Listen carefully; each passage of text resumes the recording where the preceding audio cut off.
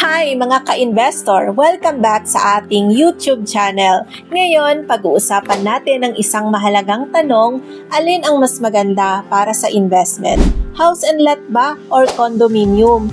Pero teka, ipapakita ko sa inyo kung bakit mas mataas ang rental income ng condominium.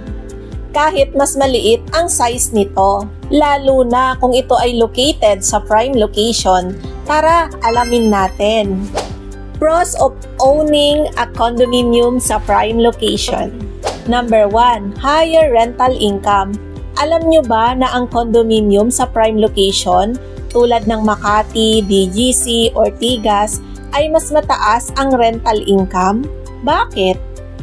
Dahil maraming professional, expat, at families ang willing magbayad ng premium para sa convenience at accessibility. Number 2, convenience and accessibility. Ang mga condominium sa prime location ay malapit sa business district, shopping center, school, hospital, imagine walking distance lang sa trabaho o sa mall. Ito ang dahilan kung bakit maraming renters ang mas pinipili ang condominium kahit mas maliit ang space. Number 3, top-notch amenities. Maraming condo, complete with amenities tulad ng swimming pools, gyms, function room, 24-hour security. Number 4, low maintenance and hassle-free. Isa pa, ang maintenance ng common areas at facilities ay nag-handle ng condominium management. Ibig sabihin, mas kaunti lang ang iyong iintindihin sa repairs. Number 5, security. Mas secure ang condominium dahil may CCTV camera, security guard, at control access points. Cons of owning a house and lot. Number 1, higher maintenance cost.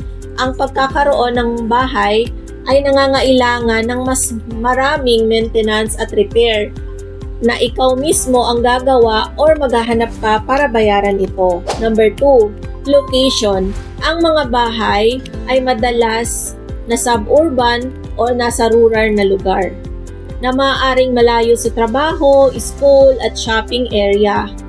Mas mahirap mag-commute at maaaring hindi magiging attractive sa mga renter kasi hindi siya accessible. Number 3, lower rental yield. Dahil sa location at amenities, mas mababa kadalasan ang rental income ng house and lot kumpara sa condominium na nasa prime location. Mas kaunti rin kasi ang demand lalo na at hindi accessible sa mga mangungupahan sa lugar.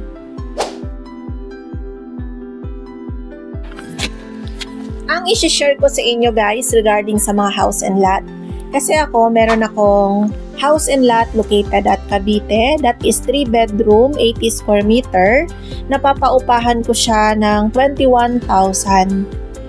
Kasi kakabroke lang nung tenant, so naghanap ako ng replacement.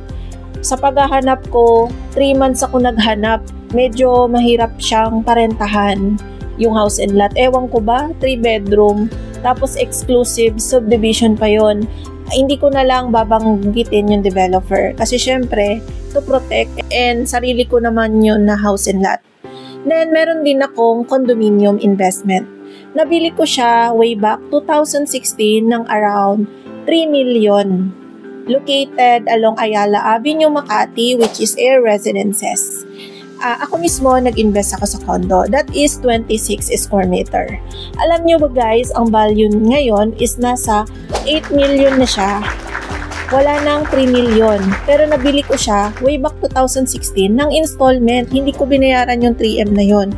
Naghulog-hulog lang ako ng 15,000 monthly. Tapos binayaran ko yung balance sa bank financing. So until now, nagba-bank financing ako. Ang maganda sa condo, never akong nag-headache kasi napapaupahan ko siya sa Airbnb ng higher. Kumita yun ng 70,000 sa isang buwan noong December. Fully book yung calendar ko. Ang pinakamababang kita ko sa condo sa Airbnb is 40,000.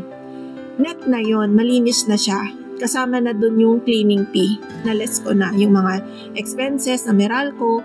So nakita ko, yung 26 square meter, kayang kumita ng malaki. Then na-invest ko siya ng mura kasi nag-invest ako at pre-selling stage.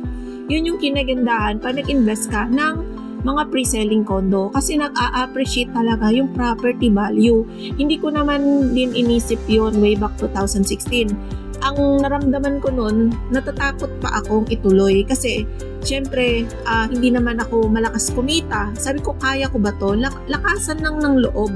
So tinuloy-tuloy ko lang siya guys hanggang sa yearly by yearly nag-a-appreciate yung property at wala naman akong pinagsisihan. Kasi 8 million na siya ngayon and ayoko siyang ibenta kasi nag-generate siya ng income. Then balik tayo dun sa house and lot ko. Hindi ko naman pinagsisisihan ang pagbili ng house and lot. Nabili ko siya nung way back pandemic time kasi pangarap ko magka-house and lot. Di ba bawal tayo lumabas noon?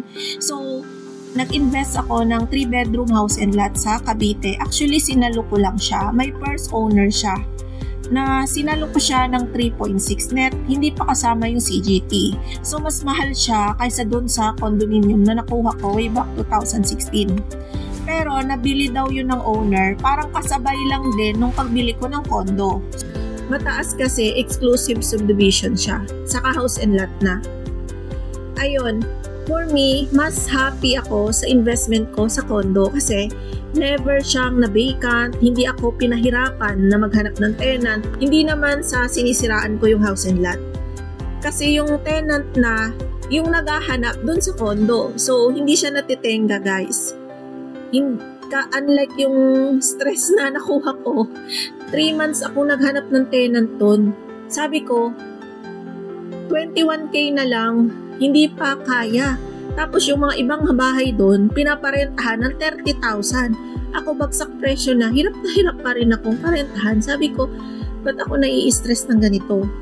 Ang house and lot naman, okay naman siyang tirhan. Lalo na kung big family kayo. Pero kagaya ko, yung professional, mas prepared ko tumira sa condo na malapit sa trabaho, na hindi na ako magdadrive. Imbis yung idadrive ko, i-rest mo na lang, igagala mo na lang, ikakain mo na lang. Na naranasan ko dati, nung nakatira kami doon, nagluluwas kami ng Metro Manila, mga 2 hours pag traffic, at 45 minutes naman to 1 hour pag hindi traffic. Then, yung toll gate, parang babawiin ka rin. Kasi ang mahal ng toll gate 2 toll gate yung dinadaanan namin. So, dream ko rin na magkaroon ng house and lot. Sinasabi ko lang yung experience ko as an investor. Kasi meron din akong house and lot and condominium. Ayun.